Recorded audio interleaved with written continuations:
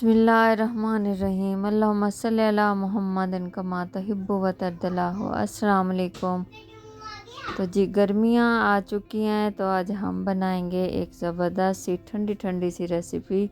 ठंडी से मुराद के सब्ज़ी बनाएंगे। ये देखें ग्रीन ग्रीन सी और बहुत ही खूबसूरत ये देखने में भी, और इनको देखने से ही एक ठंडक का एहसास होता है। इस तरह के कलर होते हैं इन सब्जियों के, और बहुत मज़े की बनती है, तासीर में भी ठंडी होती है। तो बनाते हैं इसको। ये मेरे पास पेड़ियाँ, हम इसको पेड़ियाँ भी कहते हैं, कोई चप्पन कद्दू कहता है, कोई टिंडे कहता है, कोई कच्चे टिंडे भी कहता है। हर किसी ने मुख्तलिफ नाम दिए हुए हैं इसको। तो मैंने इसको धो के पहले छील लिया, इनका छिलका उतार के, तो मैंने इसको ऐसे ना बारीक बारीक स्लाइसों में ना काट लिया। जो कुछ लोग ना इसका छिलका नहीं उतारते, लेकिन इसका छिलका ना थोड़ा सा कड़वा होता है, फिर वो इसका ना जायका इतना अच्छा नहीं आता। ये वैसे अंदर से बहुत सॉफ्ट होते हैं और बहुत आसानी से ये कट जाते हैं। तो इसको मैंने इस तरह काट लिया है। तो ये देखिए इस तरह इसके पतले पतले स्लाइस मैंने काटे हैं, बहुत मोटा नहीं काटा।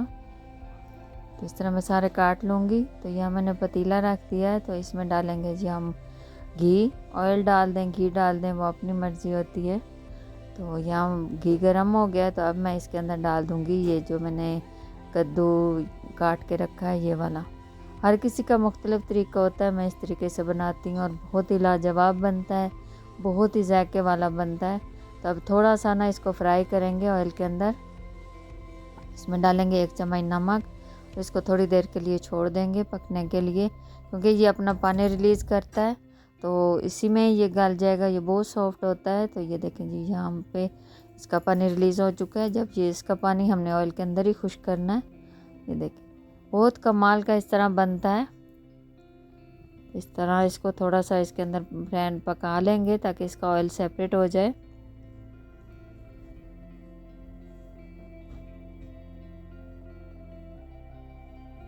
ये देखें जी यहाँ पे ऑयल सेपरेट हो गया इसका।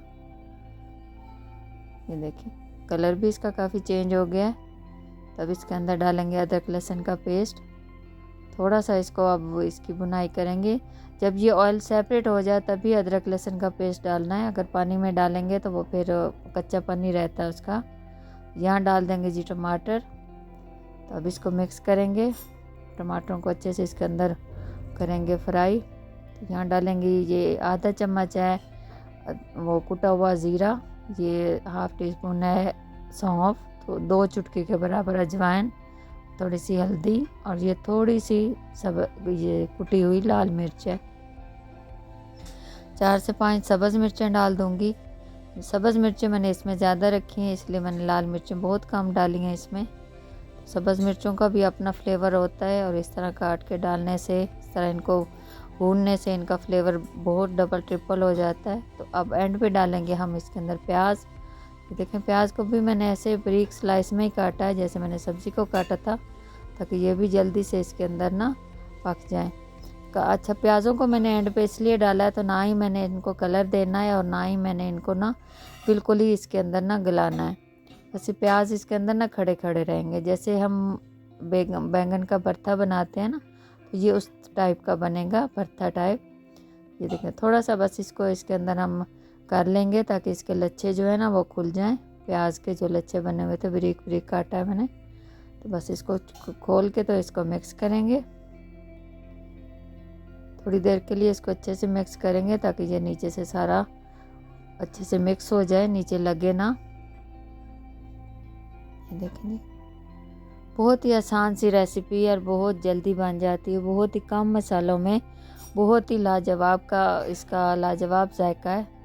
एक दफ़ा ज़रूर ट्राई कीजिएगा। ये देखिए ऑयल सेपरेट हो गया। तो यहाँ मैंने डाल दिया है 1.5 चम्मच सोया सॉस।